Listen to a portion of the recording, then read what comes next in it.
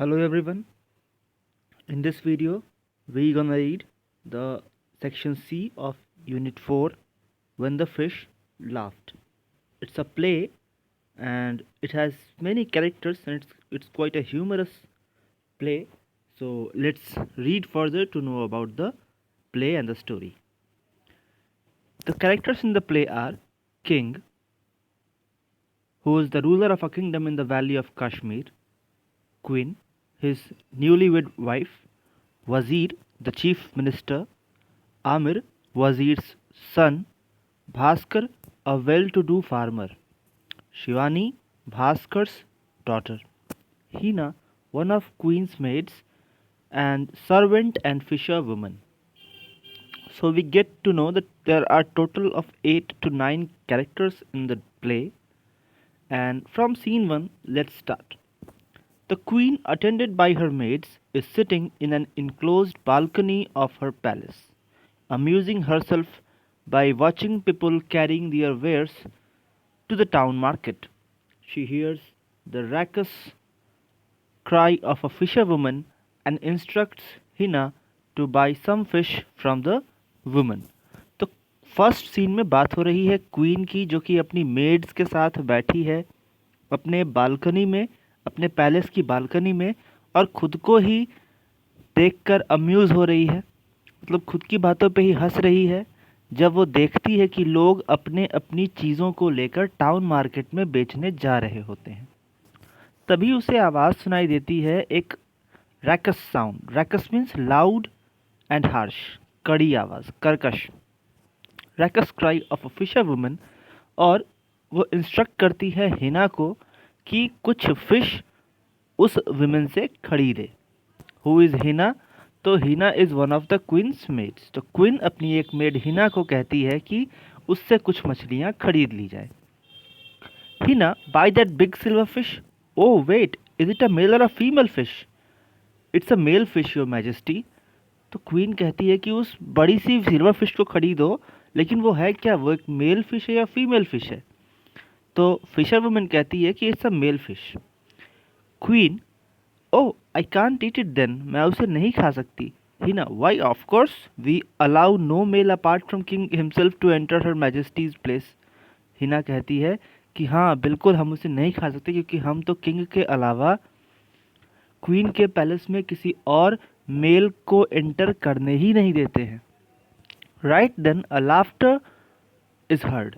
तभी हंसने की आवाज़ आती है। Everyone looks around at each other, सब कोई एक दूसरे पर देखता है, looking for the source of laughter, कि आखिर ये हंसी आई किधर से। Now later we see fisher woman with wide open eyes. The fish is laughing. Fisher woman कहती है कि ये जो फिश है वो हंस रही है। Everybody looks into the basket and indeed a fish is leaping about with its mouth open. और जब सब लोगों की नज़र बास्केट पे जाती है तो वो लोग देखते हैं कि एक फ़िश जो है वो हल्का जंप कर रही है और उसके माउथ खुले हैं। Queen flushed with anger. अब क्वीन जो है वो पूरा गुस्से में पूरी तरह से लाल हो चुकी है। How dare you! Guards! Two guards from the front gate of the palace approach the balcony. और क्वीन गुस्से में चिल्लाती है कि तुम्हारी इतनी हिम्मत कैसे हुई। वो गार्ड्स को बुलाती है। तभी दो गार्ड्स दौड़ते दौड़ते फ्रंट गेट से पैलेस की तरफ भागते भागते आते हैं। Get hold of that woman, tie her up. इस वुमन को पकड़ो, इसे बांध लो। The frightened fisher woman leaves behind her basket and starts running up the road as fast as her legs can carry her. अब बेचारी जो Fisher woman थी वो काफ़ी डर चुकी थी और अपने टोकरी को वहीं छोड़कर भाग पड़ती है जितनी तेज वो दौड़ सकती है। Meanwhile the queen angrily marches of into her bedroom. और इसी बीच जो क्वीन थी वो गुस्से में अपनी बेडरूम की तरफ चली जाती है, बढ़ चलती है। Now here second scene starts inside the queen's bedroom. अब क्वीन के बेडरूम में क्या होता है? Queen, how dare a fish laugh at me. कैसे कोई मछली मुझ पे हंस सकती है। Maids, draw the curtains and leave me alone.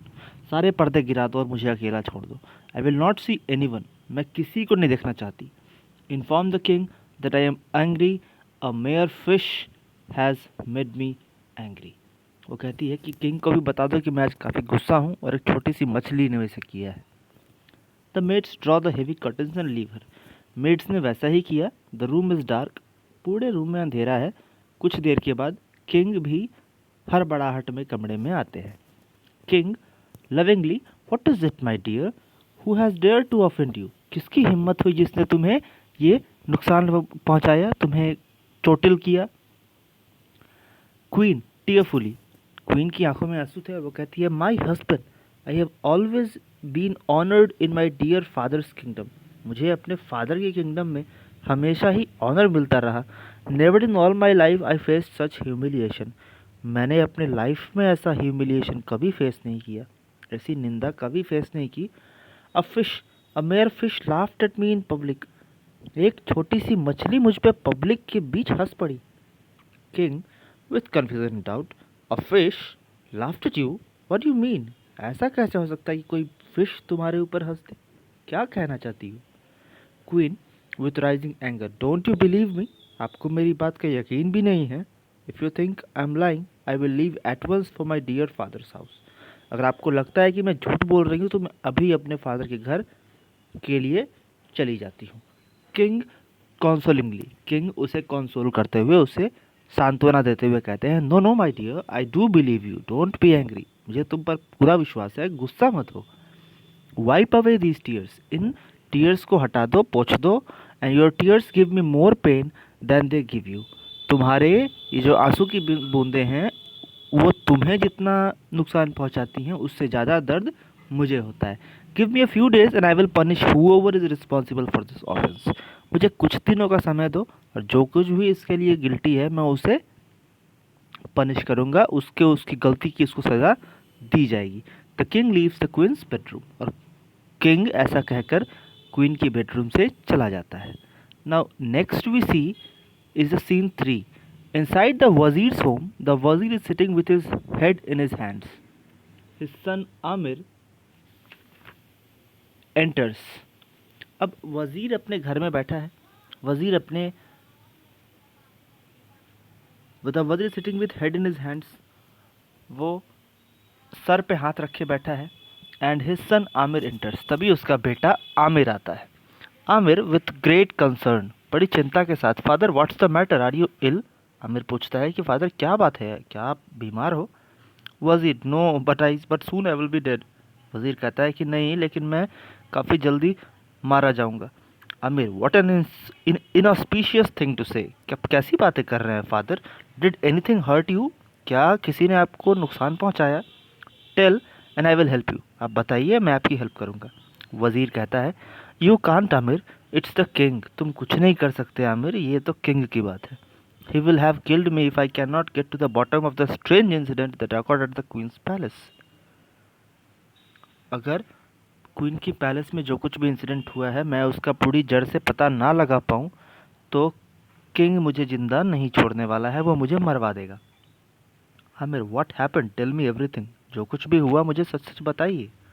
वज़ीर, this morning as the queen was buying fish from a woman, a fish started laughing at the queen. वज़ीर कहता है कि आज सुबह की ये बात है, जबकि रानी कुछ फ़िश खरीद रही थी एक वुमन से, तो एक मछली उस पर अपने आप हंसने लगी। आमिर डिसबिलीवली, उसको यकीन ही नहीं होता है। What, a fish laughed at the queen, how is it possible? ये पॉसिबल कैसे हो सकता है? वज़ीर then says, possible or not, अब ये पॉसिबल हो या नहीं, the king is certainly out of his mind. राजा बिल्कुल अपने दिमाग से बाहर चला गया है, means he is gone nuts, वो पागल हो गया है। He has given me a week's time to find out the reason behind the laughter of the fish. उसने मुझे एक सप्ताह का समय दिया है ताकि मैं उस मछली की मुस्कान के पीछे का जो राज है वो पता कर सकूं। If I am not able to do so, he will surely have me killed. अगर ऐसा ना हो पाया तो वो मुझे मरवा डालेगा। I have absolutely no idea what to do. मेरे पास कोई आइडिया नहीं है कि क्या किया जाए। Aamir is silent for some time, stroking the beard on his handsome face. Aamir कुछ देर तक तो साइलेंट रहता है और अपने सुंदर से चेहरे पे जो बियर्ड से उसके साथ खेलता है। Aamir, father rest assured, I will surely find the solution to your problem. और वो कहता है कि फादर आप ज़्यादा परेशान नहीं होइए, मैं आपके सारे सॉल्यूशंस ढूंढ निकालूंगा। देन वज़ीर सेज, ऑल राइट माई सन, दो I do not have much hope. हालांकि मुझे ज़्यादा उम्मीद नहीं है लेकिन फिर भी ठीक है, this may probably be the last time that we two stand in each other company.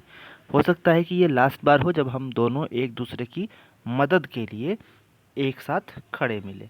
Father and son embrace, father और सन दोनों ही गले मिलते हैं। एम्ब्रेस मीन्स टू मीन्स गले मिलना, और दोनों ही वहाँ से चले जाते हैं। Now starts the fourth scene, a big warm kitchen in farmer's home. एक बड़ा सा किचन फार्मर के घर पे। Now who is this farmer? This is the Bhaskar. It is afternoon, दोपहर का समय है। The farmer's young and comely daughter is serving lunch to her father who is sitting on a low flat stool with a little table in front of him। तो यहाँ पे हम देख रहे हैं कि एक फार्मर है जो कि आफ्टरनून के समय में अपनी बेटी के साथ, जिसकी काफ़ी अट्रैक्टिव है, काफ़ी प्लीजेंट है, काफ़ी गुड लुकिंग है, और बैठी है, और उसके फादर वहीं नीचे एक फ्लैट स्टूल पे बैठकर अपने सामने लंच कर रहे होते। Shivani, today while returning home from town I met a strange young woman on the way. और भास्कर कहता है कि आज मुझे एक ऐसी लेडी मिली थी, काफ़ी स्ट्रेंज बिहेव कर रही थी जब मैं रास्ते से आ रहा था। While returning home from town I met a strange young man on the way. मुझे आज एक बड़ा सा स्ट्रेंज यंग लड़का मिला रास्ते में। What happens next, let's see. Shivani, why do you call him strange father? आप उसको स्ट्रेंज क्यों कर रहे थे father? Then Bhaskar replies, he would ever so often speak in a manner that I could not make head or tail of. Like when I invited him home, he asked me if the beams of our houses were strong enough.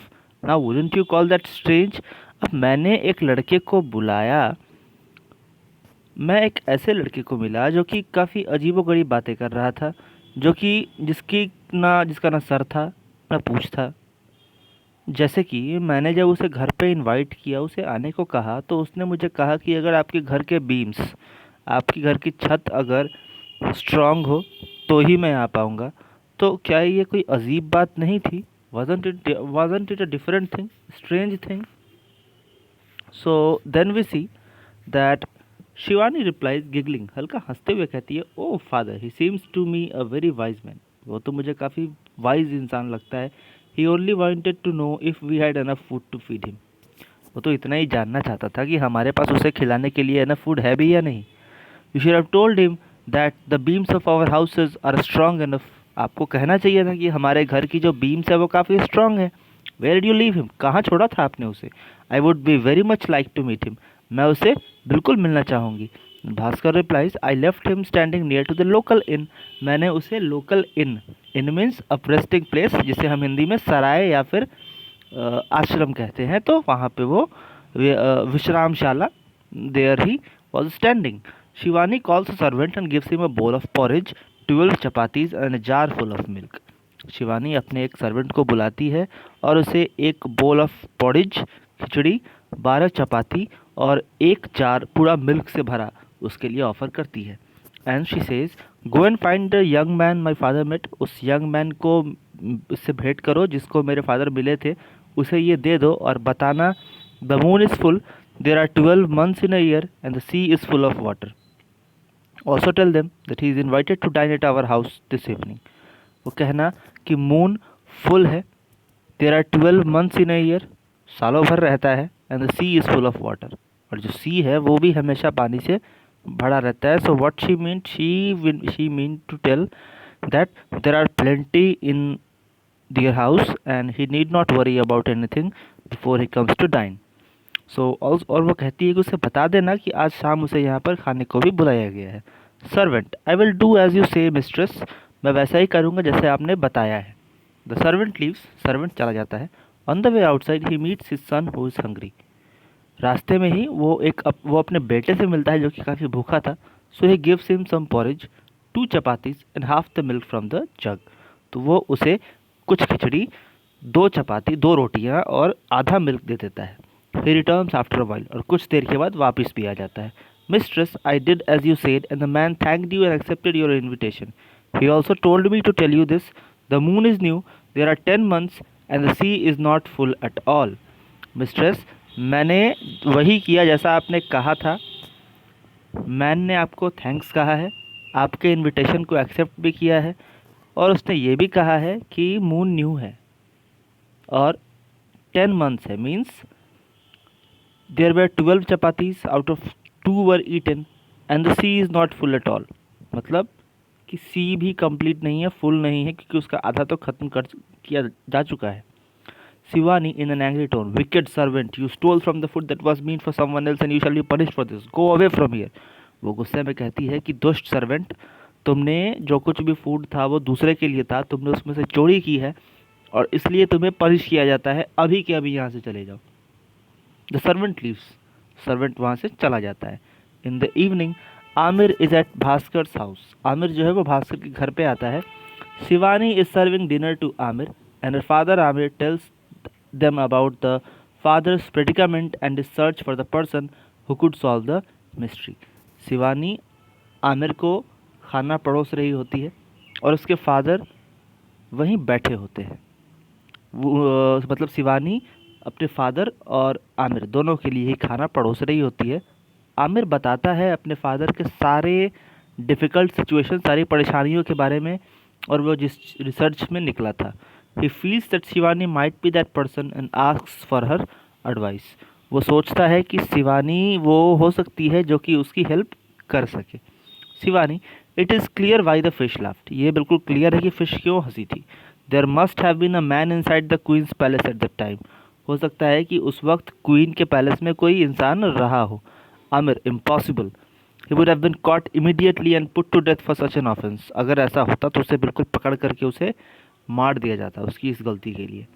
Shivani, not if he was dressed like a woman, अगर वो woman के dress में होता तो।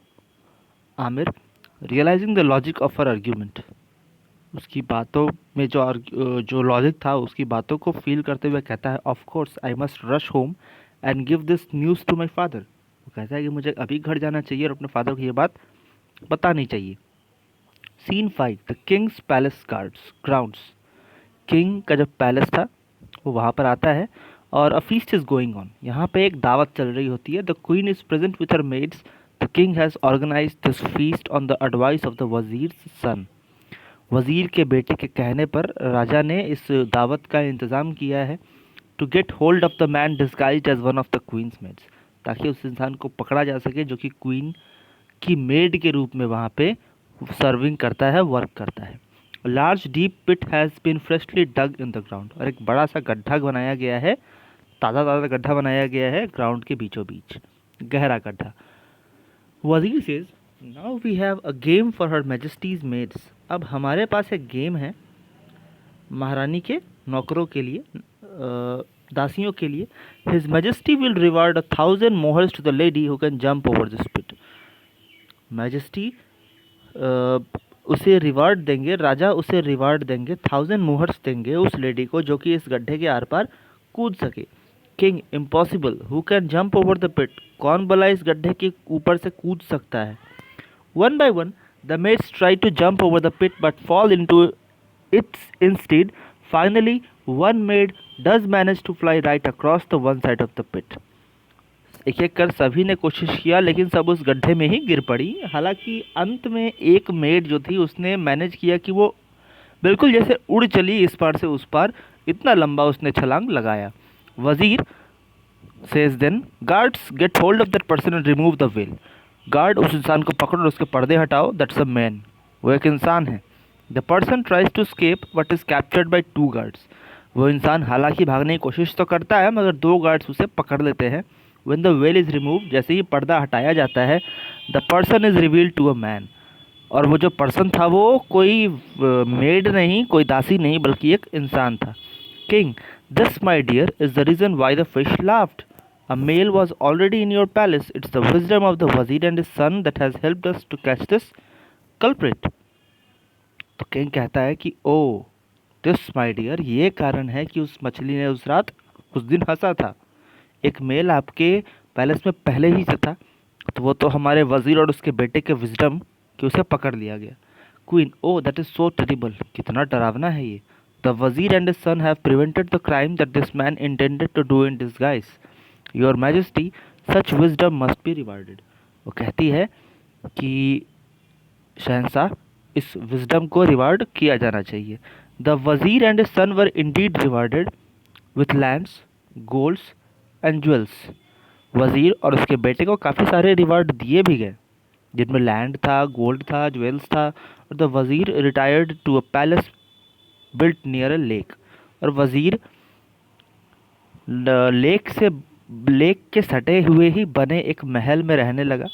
Where he lived happily with his son and his wife Shivani, जहाँ पर वो अपने बेटे और अपने बेटे की बहू, अपनी पुत्र वधू के साथ, जिसका नाम शिवानी था, उसके साथ रहने लगा। This story is a Kashmiri folk tale. So that's all for this video. I hope you liked it, and in the classes we will talk about the story, we will talk about the play, and we'll discuss the question answers as well as the objectives of the chapter. So till then, thanks and goodbye.